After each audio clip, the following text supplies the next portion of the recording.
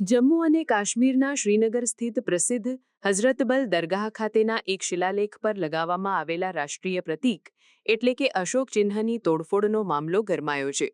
તાજેતરમાં જ વક્ફ બોર્ડ દ્વારા દરગાહના નવનિર્માણ કાર્ય હેઠળ આ શિલાલેખ સ્થાપિત કરવામાં આવ્યો હતો, પરંતુ શુક્રવારની નમાઝ બાદ કેટલાક લોકોએ તેના પર લગાવેલા રાષ્ટ્રીય પ્રતીકને નુકસાન પહોંચાડ્યું હતું। આ ઘટનાનો એક વીડિયો સામાજિક માધ્યમો પર પણ વાયુવેગે પ્રસર્યો હતો। આ કૃત્ય બાદ સમગ્ર વિસ્તારમાં રાજકીય અને સામાજિક તણાવ જોવા મળી રહ્યો છે અને પોલીસ દ્વારા આ મામલે કાયદેસરની કાર્યવાહી હાથ ધરવામાં આવી છે। આ ઘટના બાદ રાજકીય વર્તુળોમાં તીવ્ર પ્રત્યાઘાતો પડ્યા છે। ભાજપના પ્રવક્તા અલ્તાફ ઠાકુરે આ કૃત્યને યોજનાબદ્ધ ષડયંત્ર અને કાશ્મીરની શાંતિ પર હુમલો ગણાવ્યો છે। તેમણે કહ્યું કે રાષ્ટ્રીય પ્રતીક એ આપણા દેશની ઓળખ છે અને તેને નુકસાન પહોંચાડવું એ રાષ્ટ્રીય ભાવનાઓનું અપમાન છે। ઠાકુરે આ કૃત્યને અસામાજિક તત્વો દ્વારા શાંતિ ડહોળવાના પ્રયાસ તરીકે ગણાવીને કડક કાર્યવાહીની માંગ કરી છે।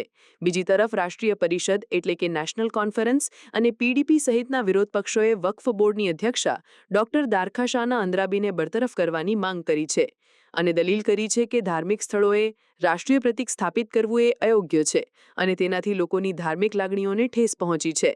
આ સમગ્ર વિવાદ બાદ જમ્મુ અને કાશ્મીરના મુખ્યમંત્રી ઓમાર અબ્દુલ્લાએ પણ આ મામલે નિવેદન આપ્યું હતું। તેમણે કહ્યું કે સરકારી પ્રતીકો સરકારી કાર્યાલયોમાં જ ઉપયોગમાં લેવાવા જોઈએ, ધાર્મિક સ્થળોએ નહીં। તેમણે એમ પણ કહ્યું કે આ પ્રકારની ઘટનાઓથી લોકોની લાગણીઓ ઉશ્કેરાય છે। પોલીસે આ મામલે ભારતીય ન્યાય સંહિતાની સંબંધિત કલમો હેઠળ ગુનો નોંધીને તપાસ શરૂ કરી છે। આ ઘટનાએ ફરી એકવાર કાશ્મીરમાં રાષ્ટ્રીય પ્રતીકો અને ધાર્મિક આસ્થા વચ્ચેના સંવેદનશીલ મુદ્દાને સપાટી પર લાવી દીધો છે અને રાજકારણ ગરમાયું છે। जैसे कि आप लोग जानते हैं, कल से एक कंट्रोवर्सी कश्मीर में करने की कोशिश की गई है। कश्मीर के अमन को फिर आग लगाने की कोशिश की गई है। आपको याद होगा 3 दिन पहले जब हजरतबल शाइन की इनाग्रेशन, जिसकी रेनोवेशन और ब्यूटिफिकेशन चेयरपर्सन साहिबा डॉक्टर दुरक्षा इंद्राबी ने की है, 3 दिन तक किसी को याद नहीं रहा, लेकिन 3 दिन के बाद कुछ गुंडे अंदर घुसते हैं, दहशतगर्दाना तरीके में अंदर वो अशोक चिन्ह का तोड़ फोड़ करते हैं।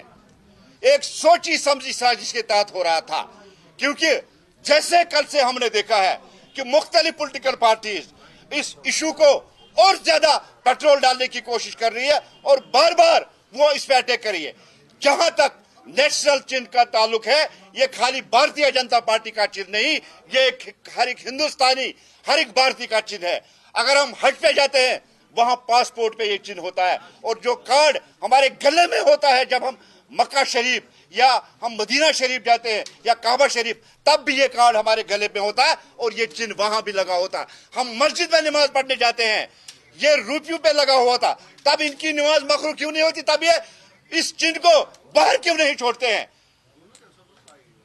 बेसिकली इसके पीछे जो इनका एक मैसेज जो देने की कोशिश कर रही है वो ये है कि कश्मीर के अमन को फिर ये आग लगाने की कोशिश करे, क्योंकि इनकी आंख को बाता नहीं है।